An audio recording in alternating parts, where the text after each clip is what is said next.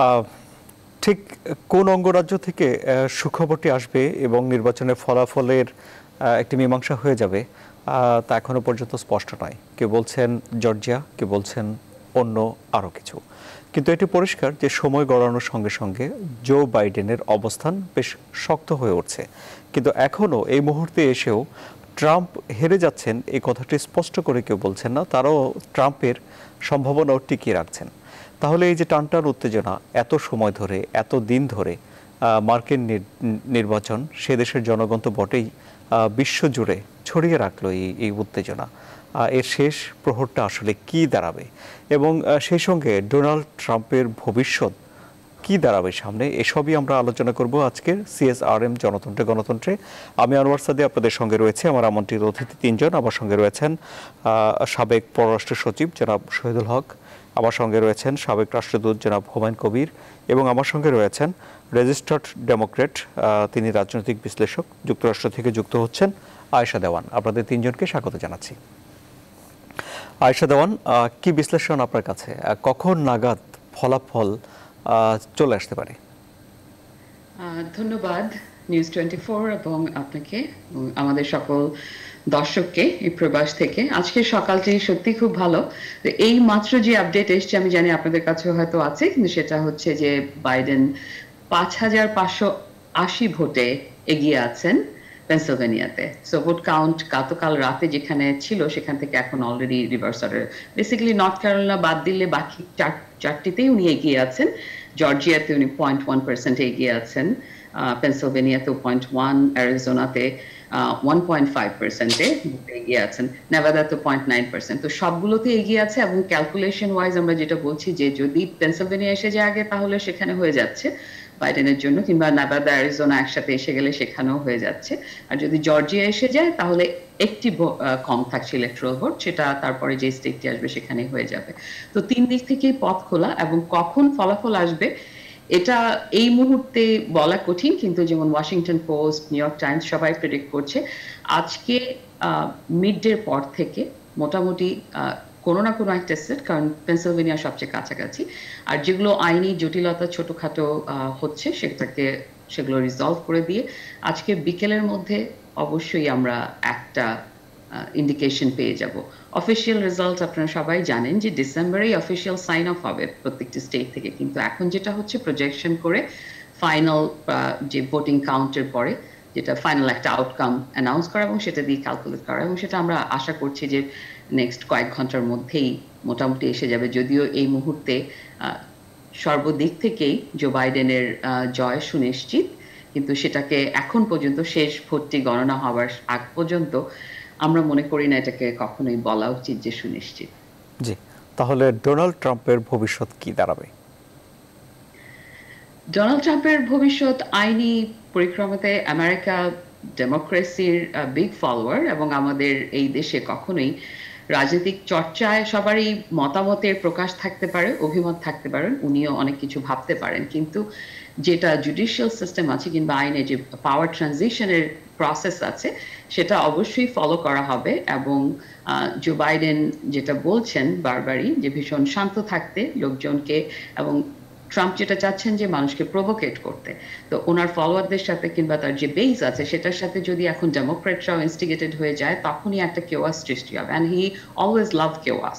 তো কেওয়াসটাকে অ্যাভয়েড করে জাস্ট কাম এন্ড কোয়াইট থেকে লাস্ট ভোট কাউন্ট করা পর্যন্ত অফিসিয়াল রেজাল্ট আসবে, and then transition will happen, যেটা আছে কনস্টিটিউশনের প্রসেস ওয়াইজ হতে থাকবে। আর সেটাই আমরা সকলে আমেরিকান সিটিজেনরা আশা করছি যে আমাদের এখানে এত যুগের যে পরম্পরা সেটা কখনোই নষ্ট হবে না, গণতান্ত্রিক যেই চর্চা সেটা সমুন্নত থাকবে।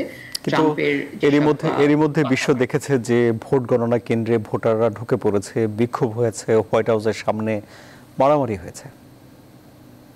হ্যাঁ, সেগুলো ওটাই জন্য বললাম যে এটা অনেকটা that's his strategy in a way, যে সবসময় একটা কেওয়াটিক এনভায়রনমেন্ট তৈরি করতে চাইছে, এবং এটা ভেরি আনপ্রেসিডেন্টেড ওয়ে অফ মানে আমেরিকান ইলেকশনে, যে এত যুগে কখনো কেউ এরকম সিচুয়েশন দেখেনি। কিন্তু ভোট কাউন্টিং এর যে প্রসেস সেটা প্রত্যেকটা স্টেট যার যার নিয়মে সেটা করে যাচ্ছে, এবং ইটস আ ভেরি ক্লিয়ার কিভাবে তারা গাইডলাইন ফলো করছে। এবং উনি যেই অঙ্গরাজ্যগুলোর জন্য কমপ্লেন করছেন সেখানে জর্জিয়াতে রিপাবলিকান স্টেট গভর্নমেন্ট, সমস্ত কিছু তাদের আয়তায়। তো প্রত্যেক স্টেট নিজেদের যেটা পরিষ্কার ছবি সেটা দিচ্ছে যে কিভাবে তারা কাউন্ট করছে। এখানে জটিলতার কোনো ব্যাপার নেই, জটিলতা সৃষ্টি করার চেষ্টা করা হচ্ছে। তো এই ঘটনাগুলো খুব বিচ্ছিন্ন, সকল মানুষই ভাবছে যে এটা খুব বেশি দূর এগোবে না, এবং আমাদের সকলেরই সেটা ইচ্ছে। জি, আপনি আমাদের সঙ্গে থাকুন, আপনার কাছে আবারও আসছি জনাব শহীদুল হক। এবারে মার্কিন নির্বাচনে যে পরিবেশ এবং পরিস্থিতি সে দেশে দেখা গেল, তার কি মূল্যায়ন করবেন আপনি?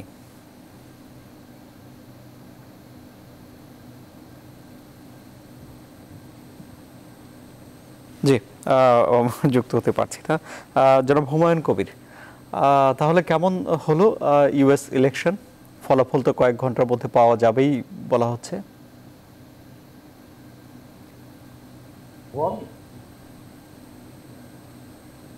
জি, জনাব হুমায়ুন কবির। ধন্যবাদ আপনাকে। আসলে আপনি যে প্রশ্নটা আগে আয়েশা দেওয়ানকে করছিলেন সেটা সূত্র ধরেই আপনি, মার্কিন যুক্তরাষ্ট্রের নির্বাচনের মধ্যে দুটো চেহারা আছে। একটাকে যদি আমি বলি বিগ পিকচার, আরেকটা হচ্ছে সাইড শো। তো বিগ পিকচার যদি আপনি বলেন তাহলে আমি বলবো যে নির্বাচন প্রক্রিয়াটা শুরু হওয়ার, ভোট প্রক্রিয়াটা শুরু হওয়ার আগে যে উৎকণ্ঠা, উদ্বেগ, সংঘাতের আশঙ্কা এগুলো ছিল, সেই সবগুলোকে কিন্তু ডিফাই করে মার্কিন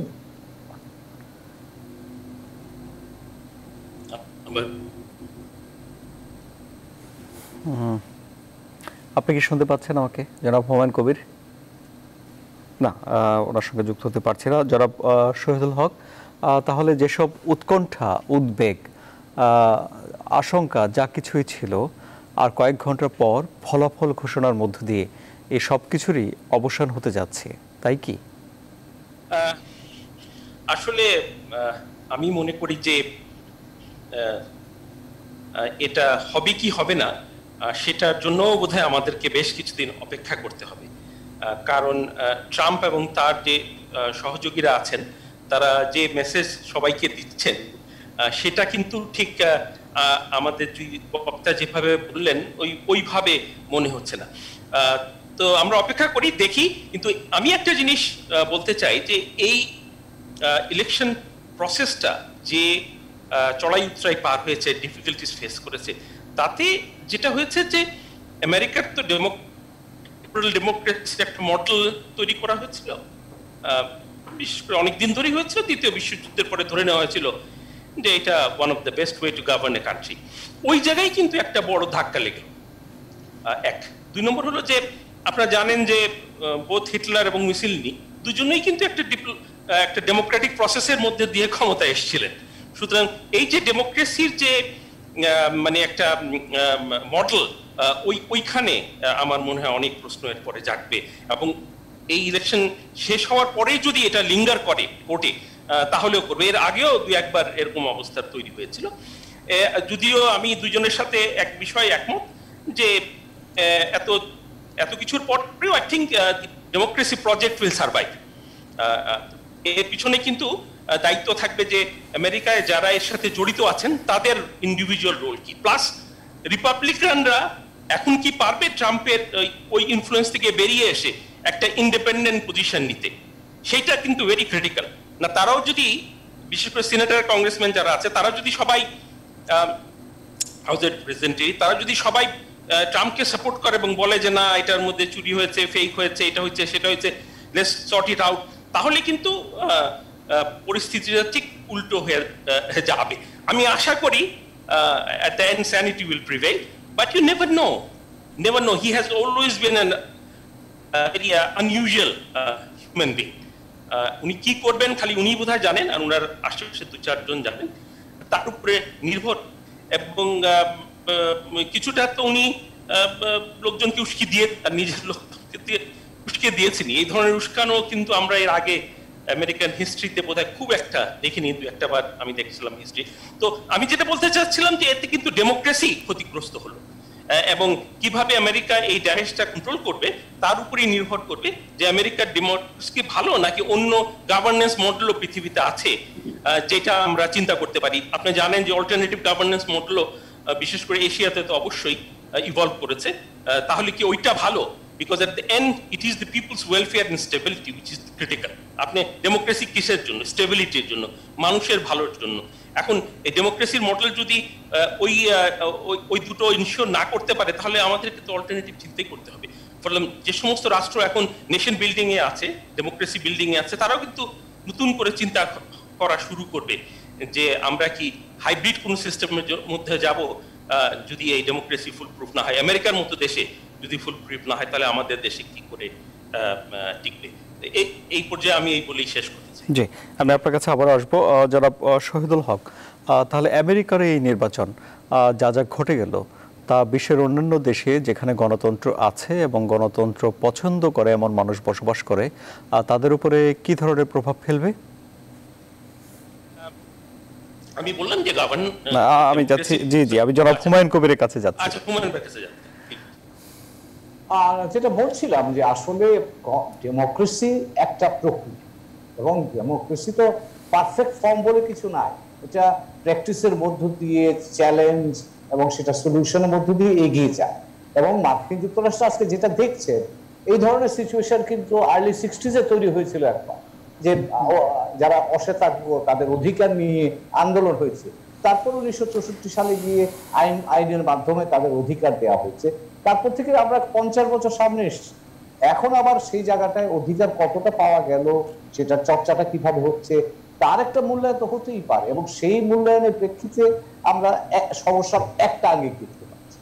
গত 30 বছর ধরে মার্কিন যুক্তরাষ্ট্র বিশ্বায়ন প্রক্রিয়ায় সারা পৃথিবীর বলতে পারেন যে এটার সামনের সারির দেশ হিসেবে ছিল। এবং বিশ্বায়ন প্রক্রিয়ার ভালো জিনিসগুলো আমরা দেখেছি, খারাপ জিনিসগুলো তো আমরা দেখিনি। এবং এই যে আজকে যারা প্রেসিডেন্ট ট্রাম্পের পক্ষে ভোট দিয়েছে, একদম গ্রাম অঞ্চলের, শহরতলি অঞ্চলের সাধারণ মানুষ ভোট দিয়েছে। কেন দিয়েছে? কারণ তারা তাদের অর্থনীতিকে অধিকারটাকে তারা প্রতিষ্ঠা করতে চায়, তারা অর্থনীতিটাকে সবল দেখতে চায়, চলমান দেখতে চায়। তো সেই জন্য এখন যে এই যে বিশ্বায়ন প্রক্রিয়ার ফলে যারা লুজার, তারা এখন আপনি বলতে পারেন যে তারা একটা নতুন ব্যবস্থার জন্য বলছে। এবং মার্কিন যুক্তরাষ্ট্রে আজকে আমার বাইরে থেকে যেটা মনে হয়, আমি অনেক সময় কাটিয়েছি, বুঝবার চেষ্টা করেছি, এখনো সেটা চেষ্টা করছি। মার্কিন যুক্তরাষ্ট্র এখন দুই দিকে ভয়। যারা এখনো ক্ষমতা থেকে একটু বা লুজার গ্রুপ যদি বলি, সেটা সাদা চামড়া কালো চামড়া সবার জন্যই ভয়। কিন্তু যে অর্থনীতিতে একটা বড় অনিশ্চয়তা তৈরি হয়েছে, কিছু লোকের জন্য ভালো হয়েছে, কিন্তু অনেক মানুষ কিন্তু অনিশ্চয়তা ভুগছে। কোভিড এসে আরেক রাউন্ড অফ অনিশ্চয়তা তৈরি হয়েছে, এবং সেগুলির কিন্তু রাজনৈতিক প্রতিফলন আমরা দেখতে পাচ্ছি। সেটা কখনো প্রেসিডেন্ট ট্রাম্পের পক্ষ হয়ে, কখনো জো বাইডেনের পক্ষ হয়ে। কাজে এখন যেটা চ্যালেঞ্জ, এবং সেটা সম্ভব যিনি প্রেসিডেন্ট হবেন জো বাইডেন, তিনি কিন্তু বলছেন যে জাতীয় ঐক্য প্রতিষ্ঠা করাটা কিন্তু তার লাস্ট মেসেজ ছিল, কিন্তু সেটাই নির্বাচন এই ভোট প্রক্রিয়া শুরুর আগে। কাজে এখন এমন একটা জায়গায় এসছে যেখানে আবার নতুন করে একটা এক্সপেরিমেন্ট করতে হবে। Democracy is experiment, so is United states. তো কাজে এটা নিয়ে আমরা খুব বেশি, আমরা যদি এটাকে একটা আদর্শ বলে ধরে নেই যে এখানে 100% এভরিথিং উইল বি পারফেক্ট, তাহলে তো হবে না। কোনো হিউম্যান ইনস্টিটিউশন পারফেক্ট না। কাজে এটা এক্সপেরিমেন্টের মধ্যে দিয়ে চ্যালেঞ্জ ফেস করে সেটাকে ওভারকাম করে। আমার ভাই মার্কিন যুক্তরাষ্ট্রের নতুন প্রজন্ম যারা আছে, তারা কিন্তু সেই নির্দেশনাগুলি দিচ্ছে। আমরা দেখছি আজকে সোশ্যাল ইকুয়ালিটির কথা আসছে, ইকুইটির কথা আসছে, ক্লাইমেট জাস্টিসের কথা আসছে, রেশিয়াল জাস্টিসের কথা আসছে। কাজে এই বিষয়গুলো কিন্তু এখন আলোচিত হচ্ছে, যেটা একবার 50 বছর আগে ভিন্ন আঙ্গিকে আলোচিত হচ্ছে। কাজে আজকে মার্কিন যুক্তরাষ্ট্রের এই নির্বাচনের মধ্য দিয়ে এই বিষয়গুলো উঠে এসছে। এখন সেটাকে মার্কিন যুক্তরাষ্ট্র, যেটা বলছিলাম যে মার্কিন যুক্তরাষ্ট্রের সবচেয়ে বড় একটা দুটো বিষয় আছে। একটা হচ্ছে এটা সাংঘাতিক ইনোভেটিভ একটা নেশন, অর্থাৎ তারা সৃজনশীল একটা জাত হিসাবে একটা সমস্যাকে সৃজনশীল ভাবে সেটা সমাধানের দিকে এগিয়ে যেতে পারে। আর দ্বিতীয় যে জায়গাটা হচ্ছে গুরুত্বপূর্ণ, যেটা আমাদের জন্য বোঝাতে, তারা তাদের বড় বড় সমস্যা, হ্যাঁ যুদ্ধ করেছে, সিভিল ওয়ার হয়েছে, তার থেকে তারা শিক্ষা নিয়ে এখন তারা কিন্তু তাদের সমস্যাগুলো শান্তিপূর্ণভাবে আলাপ আলোচনা দিয়ে শেষ করার জন্য চেষ্টা করে। আমার এখন যে চ্যালেঞ্জটা এসছে সেখানে আমরা দেখছি ওই যে সাইড শো বলতে চাচ্ছিলাম, বলতে পারিনি, দুঃখিত।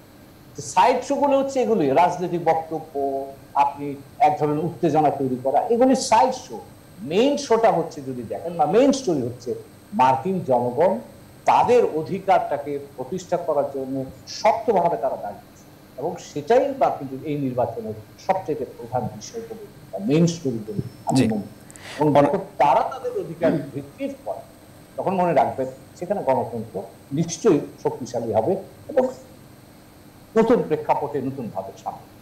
আমি হুমায়ুন ভাইয়ের সাথে ধন্যবাদ যে আপনি এই পয়েন্টটি তুলে এনেছেন। যদি সময় পারমিট করে আমি এই সূত্র ধরেই বলতে চাই যে এবছর যেটা আপনি বললেন যে রাজনীতির গণতান্ত্রিক যেটা এটা একটা evolving situation, we go through lots of phases. তো সেই ফেজেস গুলো যখন আসে এবারের নির্বাচনে ট্রাম্পের, আমি যেটা বহুবার বলেছি যে একটা নেগেটিভ এক্সপেরিয়েন্সের মধ্যে দিয়ে একটা জাতি পজিটিভ ডিরেকশনে যায়, and they make it a positive effect.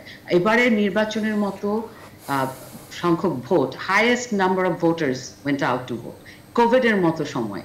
তো এটা আমাদের জন্য একটা বিরাট পজিটিভ ইন্ডিকেশন জাতি হিসেবে এবং বিশ্বের মঞ্চেও। 2 নম্বর যেটা হচ্ছে যে ইয়াং ভোটার্স, আগে আমেরিকাতে ইয়াং ভোটার্সরা সেরকম ভোকাল হতো না, এবার ইয়াং ভোটার্স এবার অলমোস্ট 8 লাখের বেশি নতুন ভোটার রেজিস্টার্ড হয়েছে, ইনক্লুডিং আমার মেয়ে এবার নতুন ভোটার হয়েছে।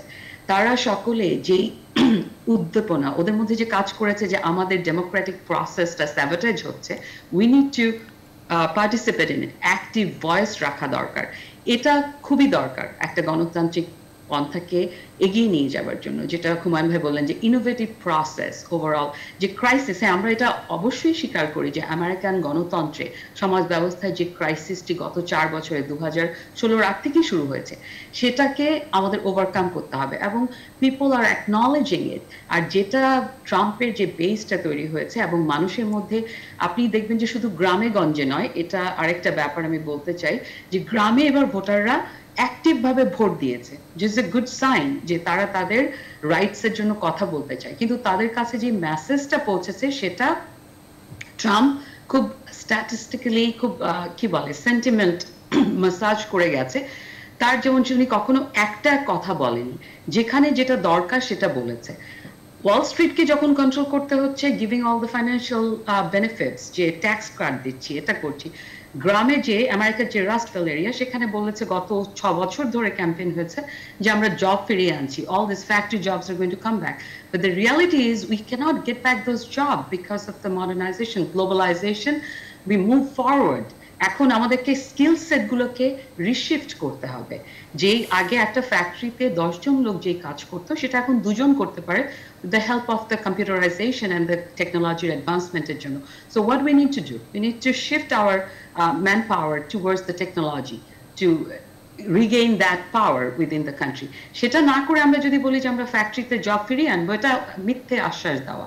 যেটা গতবার লোকজন নিয়েছিল এবার কিন্তু মানুষ ফিরে গেছে, সেটা বুঝতে পেরেছে। এই জন্যই জর্জিয়ার মতো জায়গায়, অ্যারিজোনার মতো যেগুলো মানে ভীষণ রকমের, যেটা একেবারে হার্ডকোর, জর্জিয়া বিল ক্লিনটনের পরে আর কেউ কখনো জিততে পারেনি, সেই জর্জিয়া এবার বাইডেনের কাছে চলে এসছে ট্রাম্পের এত ক্যাম্পেইনের পরেও। তো এটা অবশ্যই প্রমাণ করে যে শুধু রুরাল আমেরিকা তার কথা কিনছে না, কিন্তু তার বেইজের মধ্যে অনেকগুলো ভাগ আছে।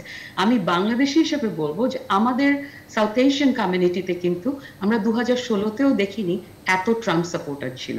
এবার বাংলাদেশিদের পক্ষ থেকে ট্রাম্পের সাপোর্টের জন্য, ক্যাম্পেইনের জন্য অ্যালায়েন্স করা হয়েছে, which is a very surprising thing. এবং ভারতবর্ষের যারা আছেন তাদেরও সাথে একই জিনিস হয়েছে। ল্যাটিনো ভোটে উনি এবার 32% ভোট পেয়েছে, যেখানে 2016-এ 20% ভোট পেয়েছে, যেটা যদিও বুশের চাইতে কম, কিন্তু এগিয়েছে। এত স্যাবোটেজ করার পরে ল্যাটিনোদেরকে with the Mexico issue, border issue, তারপরও কি করে এই ভোট বাড়লো? সেই কোয়েশ্চেনগুলোর উত্তর হচ্ছে অনেকগুলো। যেখানে যেটা বলা হয়, উনি যেখানে ইসলামী ফোবিয়া আনতে হবে সেখানে সেটা এনেছে। ইকোনমিক অপারেশন যেখানে হচ্ছে সেখানে বলছে জব ফিরিয়ে দেব। যারা ধনী, নিউ ইয়র্কের মতো স্টেটে 43% ভোট পেয়েছেন, কেনেটিকাটে 9% ভোট পেয়েছেন। So it's a very close call. তো এটা কখনোই 4 বছর আগেও আমাদের এই ব্লু স্টেটগুলোতে কেউ ভাবেনি যে ট্রাম্পের এত সাপোর্টার থাকতে পারে। এটার কারণগুলো হচ্ছে এখানে অ্যাফ্লুয়েন্ট ক্লাস যারা এডুকেটেড হোয়াইটরাও তাকে সাপোর্ট দিয়ে যাচ্ছে, but that's for the different reason, তাদের কারণটা আলাদা। আর আমাদের সাউথ এশিয়ানদেরকে, ল্যাটিনোদেরকে, মাইনরিটিদেরকে বোঝানো হচ্ছে এগেনস্ট ব্ল্যাক পিপল, যে ব্ল্যাকরা সমস্ত অরাজকতা করছে। ব্ল্যাক লাইভ ম্যাটার্সটাকে তারা এমনভাবে ফ্যাব্রিকেট করে দিয়েছে যে টোটালি রং ডিরেকশনে নিয়ে গেছে, যেটা ছিল এটা আমেরিকার হিস্ট্রির সাথে রুটেড একটা কাজ। হ্যাঁ, যে বিচ্ছিন্ন ঘটনা হুমায়ুন ভাই বলেছেন, ব্ল্যাক লাইভ মুভমেন্টস এর সময় কিছুদিন আগে আমরা দেখেছি হয়েছে, কিন্তু সেই লুটতরাজের ঘটনাগুলো ব্ল্যাক লাইভ মুভমেন্টস এর যারা ট্রু ইনিশিয়েটর তাদের মোটিভ ছিল না, এবং সেটা এই আন্দোলনের লক্ষ্য নয়। কিন্তু আমাদের মাইনরিটি জনগোষ্ঠীকে কিন্তু সেটাই বোঝানো হচ্ছে। বহুবার আমি টিভিতে প্রোগ্রামে এসেছি এবং রিপাবলিকান যারা সাপোর্ট করছেন আমাদের বাংলাদেশি ইন্ডিয়ানরা, তারা বারবারই বলছেন আপনারা লুটতরাজ দেখতে চান তাহলে ডেমোক্রেটকে ভোট দিন। তো এই যে ব্যাপারটা, হি very strategically maintain divide and conquer, খুব ছোট ছোট পকেট গুলোতে উনি ট্যাপ করেছে মানুষের যে সেন্টিমেন্টাল জায়গা। তারপরে মাইনরিটি হোয়াইটদের কাছে একটা মেসেজ পৌঁছে দিয়েছে যে মাইনরিটিরা আমাদের দেশ নিয়ে নিচ্ছে, বিশেষ করে টেকনোলজি সেক্টর এবং অন্যান্য জায়গায় ভালো করছে বলে, বাট আমরা এত কম পপুলেশনের ওভার সিনারিওতে যে এটা আসলে ইনসিগনিফিকেন্ট, কিন্তু সেটাকে একটা বড় হাইলাইট করে দেখানো হয়েছে। তো এই কাজগুলো এখনো করে যাবে, এবং এটা গতকাল ওয়াশিংটন পোস্ট একটা লেখা এসেছে যে ট্রাম্প পাওয়ার ছেড়ে দিলেও কি তার এরা শেষ হয়ে যাবে? এখন প্রশ্ন হলো যে বিভেদ এবং বিভক্তি তৈরি করা হয়েছে বা আছে, তা কি দূর হবে না থেকে যাবে? এটা দূর হবে, অপটিমিস্টিক, এবং যেটার জন্য বাইডেনের প্রতিটি বক্তব্য ইলেকশন ক্যাম্পেইন থেকে শুরু করে এই পর্যন্ত, এবং প্রত্যেক ডেমোক্রেটরা একই কথাই বলে যাচ্ছেন যে আমরা ইউনাইটেড আমেরিকা চাই। We are not believing in blue America, red America. এবং সাধারণ মানুষও সেটা চায়, হারমোনি, ইউনিটি অ্যান্ড প্রগ্রেস। এবং আমেরিকা এমন একটা জাতি ইকোনমিক্যালি সলভেন্ট পজিশনে থাকতে চায়, পৃথিবীর মঞ্চে তারা নেতৃত্ব করতে চায়, ভালো আদর্শ, নিজেদেরকে স্ট্রং ক্যারেক্টার হিসেবে দেখাতে চায়, যেটা আমরা গত 4 বছরে লুজ করেছি। এবং সেটা ইয়াং জেনারেশন, যেটা হুমায়ুন ভাই বললেন যে এই এনভায়রনমেন্টাল ইস্যু, যে পলিটিক্যাল সোশিও পলিটিক্যাল ইস্যুগুলো, এখানে ভীষণভাবে এখন লোকজন কথা বলছে। আগে কেউ কথা বলতো না, আমার মনে হয় না 20 বছর আগে কোনো ইলেকশনের আগে এত কথা হয়েছে, এত কিছু হয়েছে, যেটা 2016 থেকে শুরু হয়েছে। এবং নিউ জেনারেশন এত ইনভলভ, ইনক্লুডিং আমাদের সাউথ এশিয়ান ছেলেমেয়েরা, আগে পলিটিক্সে এত অ্যাক্টিভলি ইনভলভ হতো না, এখন হচ্ছে। এটার কারণগুলোই হচ্ছে যে এই যে পরিবর্তনগুলো এসেছে নেগেটিভ ভাবে, আমাদের ভাবমূর্তিটাকে ওয়ার্ল্ডের স্টেজে এনেছে, সেটাকে আমরা বদলাতে চাই। New generation don't want this America, they want global স্টেজে গ্লোবাল হারমোনি রেখে। অবশ্যই আমরা কম্পিট করব, চায়নার সাথে আমাদের যেটা কম্পিটিশন আছে ভয়েস থাকবে, কিন্তু আমরা এইভাবে ফাইট করতে চাই না। ন্যাফটা চুক্তি নিয়ে মেক্সিকো কানাডার সাথে আমরা এভাবে লড়তে চাই না। লড়ার হাতিয়ারগুলোকে বদলাতে হবে, এবং যেটা বরাবরই স্ট্র্যাটেজিক্যালি করা হয়েছে। তো সেটাই আবার নতুন করে আসবে, বাট ইটস মানে অনেক বড় একটা কাজ। বাইডেন সরকারের কাছে এটা অনেক বড় একটা টাস্ক হয়ে যাবে, যে কি করে এটাকে মানুষের মনে যে ভ্রান্ত ধারণা, বিশ্বের মঞ্চে যে ভ্রান্ত ধারণা, সেটাকে বদলানোর প্রচেষ্টা। আর কোভিড এর কারণে আমরা যে ইকোনমিক ট্রাবলের মধ্যে ঢুকেছি, সেটা থেকে আমরা কি করে বেরোবো। এবং গতকালের বাইডেনের স্পিচে উনি দুটো জিনিস শুধু এমফাসাইজ করেছেন, যে আমাদের নেক্সট ফোকাস হচ্ছে হেলথ, কোভিড থেকে কি করে আমরা বের হব, আর কি করে আমাদের ইকোনমিক প্রোগ্রেসটাকে ধরে রাখতে হবে, ইনভেন্ট করতে হবে প্রসেসটাকে। তো এটাই হচ্ছে এখন আমাদের শিফটিং গিয়ার।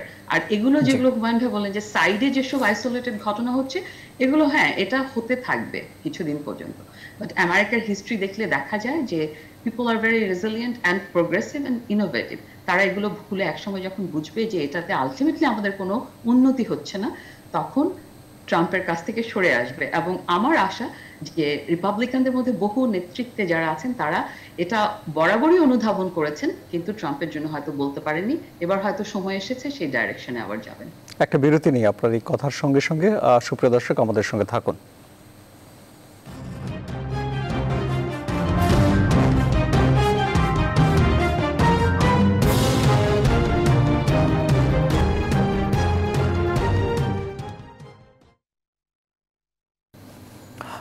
আবারও স্বাগত। আপনারা দেখছেন CSRM জনতন্ত্র গণতন্ত্র।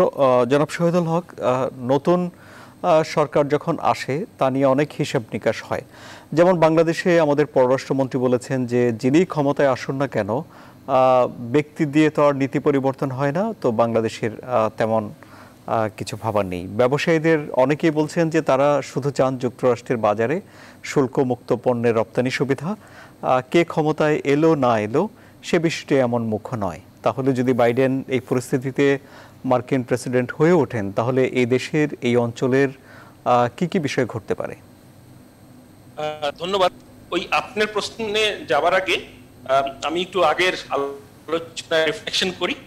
একটা হলো যে এতে কোনো সন্দেহ নেই যে আমেরিকার ডিপ্লোমেসিতে একটা ফান্ডামেন্টাল কাইন্ড অফ ধাক্কা পড়েছে, এবং আমেরিকান লিবারেল ডেমোক্রেসির সাথে ক্যাপিটালিজম এবং গ্লোবালাইজেশনের যে নারী সম্পর্ক ছিল, ওইখানে প্রশ্ন জেগেছে।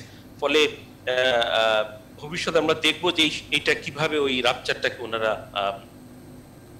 ঠিক করেন। এক, দুই নম্বর হলো যে স্ট্যাবলিশমেন্টের সাথে, যে কোনো কারণেই হোক, স্ট্যাবলিশমেন্টের সাথে সাধারণ মানুষের একটা মিসট্রাস্ট, যেটা আমেরিকাতে খুব একটা বেশি ছিল না। এইটা ট্রাম্প এটাকে এত বড় করে এনেছেন যে এই ট্রাস্ট ফ্যাক্টরটা গড়ে তুলতে বাইডেনের বেশ সময় লাগবে। এবং আমাদের মনে রাখতে হবে যে হঠাৎ করে তো আর সবাই ট্রাম্পপন্থী হয়ে যায়নি। অনেক দিন ধরেই তাদের মধ্যে এই অনুভূতিগুলো ছিল এবং ট্রাম্পের কথাবার্তায় তারা এক জায়গা হয়েছে। এটা it's not going to wither away next morning. এটা আমার position. Although I wish that তাই যেন হয়। হ্যাঁ, তাহলে আমাদের গ্লোবাল সিচুয়েশনে অনেক অনেক ভালো হবে। আপনি যেহেতু মানে আমরা বাংলাদেশ থেকে কিভাবে দেখছি, আসলে আমি যে অ্যানালিসিস করেছি বাইডেনের ফরেন পলিসিতে, সেটাতে খুব মেজর এশিয়াতে পরিবর্তন আসবে না। এশিয়াতে দুটো সাউথ এশিয়া আর একটা হলো বেসিক্যালি চায়না। কারণ জাপানের সাথে, ইন্দোনেশিয়ার সাথে, মোটামুটি একটা সাউথ কোরিয়ার সাথে আমেরিকার একটা নর্মাল ভালো রিলেশন আছে, which is likely to continue. চায়নার সাথে পলিসির দিক দিয়ে আমার মনে হয় বাইডেনের পলিসি আর ট্রাম্পের পলিসির মধ্যে মেজর কোনো পার্থক্য হবে না, বাট স্টাইলে পরিবর্তন আসতেই পারে, সেটা আমরা দেখব। এখন তার একটা সিম্পল, জানেন যে ওবামার সময় একটা কম্প্রিহেন্সিভ ট্রেড পলিসি করার উদ্যোগ নিয়েছিলেন, মেক্সিকো, ইউনাইটেড স্টেটস, কানাডা, আর এদিকে আমাদের পুরো এশিয়ান কান্ট্রিজদের নিয়ে। সেটা থেকে লাস্ট মিনিটে ট্রাম্প দিয়ে গেছেন। তো তাকে জিজ্ঞেস করা হয়েছিল বাইডেনকে যে আপনি কি আবার রিজয়েন করবেন, like the climate change, like the other issue. উনি বলেছেন না, এটা রিনেগোশিয়েট করতে হবে। সুতরাং ওইখানেও আমি দেখছি একটা পরিবর্তন। সাউথ এশিয়ায় আসি। সাউথ এশিয়ার সাথে আমার মনে হয় যে সাউথ এশিয়া কিন্তু মোটামুটি আমেরিকান ফরেন পলিসিতে একটা মার্জিনে ছিল। আমরা দেখি 90s এর দিকে এবং মোরসো ইন দ্য ওয়ার্ল্ড, তারা আস্তে আস্তে, যেহেতু ব্রিটিশরা উইথড্র করেছে বে অফ বেঙ্গল থেকে, ইন্ডিয়ান ওশান থেকে, আমেরিকা মনে করেছে যে এটা জিও স্ট্র্যাটেজিক্যালি ইম্পর্টেন্ট, বাট তারা still they thought that Britain can take care of that. এখন চায়না তখন তো অতটা ঠিক মাসল ডেভেলপ করতে পারে। কিন্তু আমরা দেখি যে 90s হঠাৎ করে সবাই বলা শুরু করলে let's got on Asia, because the power, both the military and economic power, is shifting from the west, because Asia started creating more wealth than the rest of the world. মানে 8 বছর আগে তাই হচ্ছিল, সার্কেলে ফিরে এসছে। তো এখন ন্যাচারালি যেখানে অনেক টাকা, যেখানে অনেক মানুষ, সেখানেই তো আমেরিকানদের যেতে হবে, তাদের ব্যবসা তো করতেই হবে, সবাই করি। তো এখন ওই জায়গায় কিন্তু কোনো ফান্ডামেন্টাল পরিবর্তন আসবে না। এবং যেহেতু ইন্ডিয়া, জাপান, অস্ট্রেলিয়া এবং ইউনাইটেড স্টেটস সেই গ্রুপিংটার নাম হয়তো পরিবর্তন হতে পারে, কিন্তু এটাকে আমরা পিভট এশিয়াই বলি আর ইনসিটি বলি। It will continue to picture out very prominently in the Biden এরা। বাংলাদেশের কথা, বাংলাদেশের সাথে আপনি জানেন যে আমাদের শুরুটা একদমই ছিল না। 1971 that they actually mobilized forces to defeat war proliferation. So ওই ইতিহাসটা কিন্তু আছে এবং এটা মাঝে মাঝে চালা দিয়ে ওঠে, but they were very smart that 1972 এপ্রিলে তারা বাংলাদেশকে রিয়েলাইজ করিয়েছে। they realized that they can't continue to remain on the wrong side of the history. তো তারপরেও কিন্তু আপস অ্যান্ড ডাউন হয়েছে, 75 তো আছেই, আপস অ্যান্ড ডাউন হয়েছে, বাট লেটলি দেখা যাচ্ছে যে তারা বাংলাদেশ ইম্পর্টেন্স দিয়েছে। আগে সাউথ এশিয়া বে অফ বেঙ্গল বললে তারা ভাবতো ইন্ডিয়া, পাকিস্তান, আফগানিস্তান। বাংলাদেশের কথা কিন্তু এক ক্যাটাগরিতে আসতো না, Bangladesh use to B the second category. Very recently শেষের দিকে এসে তারা তিনটা কারণে আমি বলবো আপনাকে তার উপরে এনেছে, এবং ইন্ডিয়া বাংলাদেশ এক সলার অভ্যাস করছে, let me put it in this way, dropping Pakistan, there is a history behind it. ট্রাম্পের মেজর রিভার্সাল হয়েছে পাকিস্তান পলিসিতে অ্যাকচুয়ালি, এন্ড আফগান পলিসিতে। তো ওইটা উনার নিউ বাইডেন আমরা আশা করি, এবং এটা হচ্ছে বাংলাদেশ টু ইকোনমিক্যালি, বিশেষ করে কোভিডে তো এখন মনে হচ্ছে যে it's one of the few countries who continue to expand its in terms of GDP per capita GDP, superseding almost every including India and Pakistan. ওইটা কন্টিনিউ করবে এক। দুই নম্বর হলো যে বাংলাদেশ একটা বড় মার্কেট, 165 মিলিয়ন মানুষের মার্কেট, একটা বড় investment, largest investor United states বাংলাদেশে, ওইটা আছে। প্লাস আমার মনে হয় যে গ্র্যাজুয়ালি বাংলাদেশের একটা ইম্পর্টেন্স সবকিছু মিলিয়ে বেড়েছে, যেটা গ্র্যাজুয়ালি তারা রেকগনাইজ করতে পারে। এবং এক সময় তো বাংলা খুঁজে আমরা যখন পড়তে গেছি তখন বাংলাদেশে খুঁজে পাওয়া যেত না, ইভেন বস্টন খুঁজে পাওয়া যেত না। আমাদের কয়েকজন পিএইচডি সিএসপিরা ছিলেন, ওনারা ছাড়া খুব একটা কেউ ছিলেন না। এখন তো বাংলাদেশি ডায়াসপোরা বেশ বড় ডায়াসপোরা হয়েছে, they are playing an important role. সুতরাং ওইটারও একটা প্রেশার আছে যেটা ইন্ডিয়ানরা খুব সুন্দর করে এনজয় করে। I hope that will also, that's also a factor. অনেক ধন্যবাদ আপনাকে জনাব হুমায়ুন কবির। তাহলে জো বাইডেন নির্বাচিত হলে বিশ্বের যেখানে যেখানে কর্তৃত্ববাদী শাসনের প্রবণতা আছে সেগুলো কি কিছুটা কমবে? ধন্যবাদ আপনাকে। আসলে যেটা হয় যে জো বাইডেন যদি প্রেসিডেন্ট নির্বাচিত হয়ে আসে, তাহলে তার প্রধান প্রায়োরিটিটা থাকবে অভ্যন্তরীণ বিষয়, যেটা একটু আগে আশা দেওয়ান করছে। President vice president Joe Biden কিন্তু বলেছে কোভিড মোকাবেলা করে, এবং গতকাল খবর কোভিড আবার মানে এক্সিলারেট করছে। এক্সিলারেট করার কারণ যথেষ্ট কারণ আছে, কারণ এই যে প্রেসিডেন্ট ট্রাম্প যে যে জায়গাগুলোতে বড় বড় মিটিং করছে এবং যেখানে যথেষ্ট স্বাস্থ্যবিধি মানা হয়নি, এগুলিতে এক একটা সুপার স্প্রেডার হিসেবে কাজ করবে। তো সেটার ফলাফলটা আমরা হয়তো আগামী 1 সপ্তাহ 2 সপ্তাহ পর দেখতে পাবো। তো কাজেই এই যে জায়গাগুলোতে এখানে জো বাইডেন প্রেসিডেন্ট হলে এই চ্যালেঞ্জগুলো তাকে মোকাবেলা করতে, এবং সেই জন্য তারা ইতিমধ্যে প্রস্তুতিও শুরু করেছেন। আজকেই খবর দিচ্ছিলাম তিনি ইকোনমিস্ট এবং যারা ফিজিশিয়ানস আছেন বা এপিডেমিওলজিস্ট আছেন তাদের সাথে কথাবার্তা বলছেন। এবং আরেকটা বড় জিনিস হচ্ছে ইকোনমি। আপনি দেখবেন এবার নির্বাচনে যে ভোটারদের প্রাধান, তারা কি বিষয়কে গুরুত্বপূর্ণ মনে করছে, তার মধ্যে কিন্তু 35% আমেরিকান ভোটার্স ইকোনমিকে গুরুত্ব দিচ্ছে। এবং মজার ব্যাপার হলো কোভিড তাদের কাছে 17% না, অর্থাৎ ভোটারদের 17% কোভিডকে গুরুত্ব দিচ্ছে। কাজে ইকোনমি একটা বড় বিষয়। এবং এই যে প্রেসিডেন্ট ট্রাম্পের পক্ষে যে গ্রামের সাধারণ মানুষটাও ভোট দিয়েছে, একেবারে গরিব মানুষ ভোট দিয়েছে, তার কারণটা হলো কিন্তু এই অর্থনৈতিক অনিশ্চয়তা। এই জায়গাটাতে প্রেসিডেন্ট বাইডেনকে এটাতে মনোযোগ করতে হবে। এবং আর একটা জিনিস হচ্ছে যে জো বাইডেনের যে কোয়ালিশনটা, এই কোয়ালিশনের সবচেয়ে বড় শক্তি কিন্তু হচ্ছে ইয়াং বার্নি স্যান্ডার্সের তরুণ প্রজন্মের মোবিলাইজেশনের কথা মনে আছে। এরা কিন্তু এখন, এবং তাদের অন্যতম প্রায়োরিটি হচ্ছে ক্লাইমেট ইস্যু, এবং ক্লাইমেটের সাথে কিন্তু ক্লাইমেটের সাথে জবস আর ইনফ্রাস্ট্রাকচার। তো কাজে আমি মনে করতে পারি যে প্রেসিডেন্ট ট্রাম্পের আর প্রেসিডেন্ট বাইডেনের পক্ষে বেশিরভাগ ফোকাস এখানে রাখতে হবে। এবং এটা করতে গিয়ে যার যার সাথে তার বৈদেশিক সম্পর্ক উন্নয়ন প্রয়োজন সেই জায়গাটাই কিন্তু চায়। এবং মনে রাখতে হবে সেখানে চায়না কিন্তু একটা বড় ভূমিকা পায়, কারণ চীনের সাথে সম্পর্কটা সামরিকীকরণ থেকে যদি অর্থনীতিকরণের দিকে রাখা যায়, তাহলে সেটা কিন্তু উভয় পক্ষের জন্য উপার্জন হয়। এবং সেই জায়গাটাতে আমার ধারণা বাইডেন প্রশাসন হয়তো সিদ্ধান্ত কারণ মার্কিন যুক্তরাষ্ট্র বড় ধরনের ইনভেস্টমেন্টের দরকার। এই জব ক্রিয়েশন যেটা বলছে, জবগুলো কিভাবে করবে? ইনভেস্টমেন্ট লাগবে, কে ইনভেস্ট করবে? এবং চীন কিন্তু একটা বড় ধরনের ইনভেস্টর হিসেবে জি, অনেক অনেক ধন্যবাদ আপনাকে। আমি অনুষ্ঠানের একদম শেষ দিকে আছি। আয়েশা দেওয়ান, আপনার জন্য 40 সেকেন্ড, আপনার শেষ কথাগুলো শুনে আমরা অনুষ্ঠানের ইতি টানবো। আমি আর প্রশ্ন করলাম না।